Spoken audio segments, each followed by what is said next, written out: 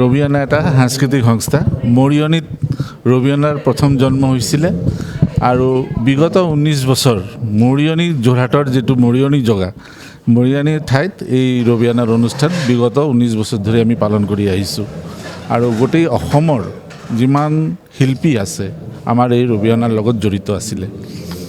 তো যোৱা বছৰ কি হৈছে, আমাৰ গুৱাহাটীৰ পৰা আমি বহুত শিল্পীক আমন্ত্ৰিত কৰিছিলোঁ আমাৰ মৰিয়নিলৈ। তো গুৱাহাটী আৰু বিভিন্ন বঙাইগাঁও, ডিব্ৰুগড়, তিনিচুকীয়া আৰু যোৰহাটৰ পৰা শিল্পীসকল আহি আমাৰ মৰিয়নিত 3 দিন ব্যাপী এই অনুষ্ঠানটো অনুষ্ঠিত হৈছিলে। তো যোৱাবাৰ আমি মঞ্চত কথা দিছিলোঁ যে আমাৰ এটা ৰবিয়ানাৰ অনুষ্ঠান গুৱাহাটীত আমি পাতিম আৰু এইটো আমি আজি গুৱাহাটীবাসীৰ কাৰণে এটা কৃতজ্ঞ জনাবলৈ বাধ্য হৈছোঁ।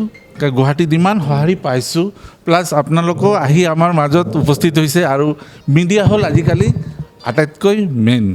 মিডিয়াত যদি নহয় কোনো বাতৰি সম্প্ৰচাৰ নহ'ব, মানুহে নাজানিব কাৰ প্ৰতিভা কিমান আছে, কেনেকুৱা আছে, কোনো নাজানে। গতিকে মিডিয়াৰ ভূমিকাটো হ'ল আটাইতকৈ।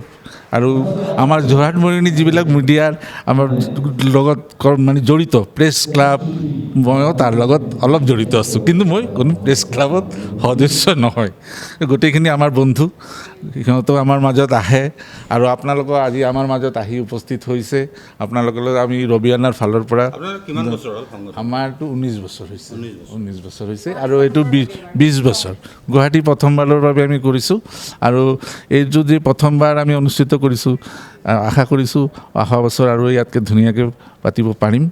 আৰু আজিৰ প্ৰগ্ৰামত আমাৰ আছিলে এটা লোকেল অনুষ্ঠান, স্থানীয় অনুষ্ঠান আছিলে 10 মিনিটৰ আৰু মৰিয়নিৰ পৰা এটা নৃত্যশিল্পী দল আহিছে আৰু আমাৰ দুজন আমন্ত্ৰিত শিল্পী আছে, সৌমিত্ৰ বন্দ্যোপাধ্যায় আৰু স্বাগতা লক্ষী দাসগুপ্ত। তেখেতো আমাৰ মাজত অলপ পিছত আহি উপস্থিত হ'বহি। তেখেত বিগত কেইবাবছৰত মাৰাত্মক কেঞ্চাৰ ৰোগত ভুগি থকা আৰু এই গানৰ মাজতে তেওঁ এই বেমাৰটোৰ লগত লৰাই কৰি আছে। সেইটো হ'ল কি আটাইতকৈ আপোনালোকৰ থ্ৰুতে যে আমি জনাব পাৰিছোঁ যে ইমান এটা ডাঙৰ বেমাৰ লৈ তেওঁ বিভিন্ন অনুষ্ঠান এই ৰবীন্দ্ৰ সংগীতৰ কৰি আছে।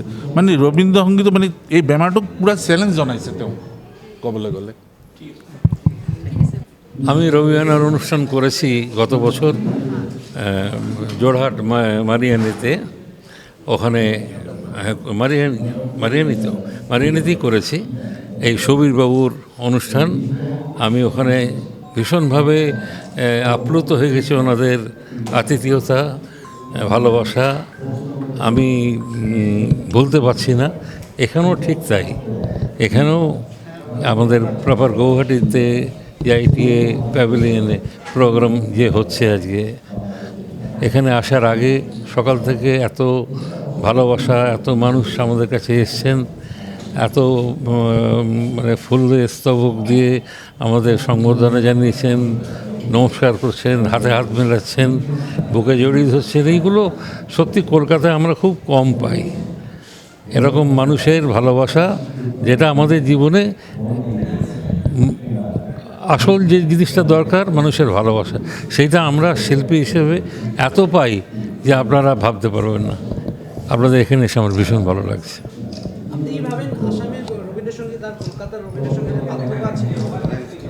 না, সেরকম পার্থক্য তো আমি তো শুনলাম এখন আপনাদের অনুষ্ঠান, একটু আগে যে অনুষ্ঠান হলো সেখানে তো রবীন্দ্রনাথের গানে পার্থক্য চেষ্টা করলেও করা যাবে না, কারণ সবই স্বরলিপির মধ্যে একদম বাঁধা আছে।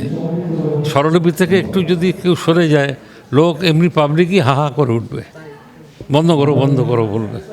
সুতরাং এখানে নতুনত্বের কোনো ছোঁয়া নেই। উনি যা সৃষ্টি করে গেছেন সেটাই আমাদের মেনে চলতে হবে, সেভাবে সবাই চলছে।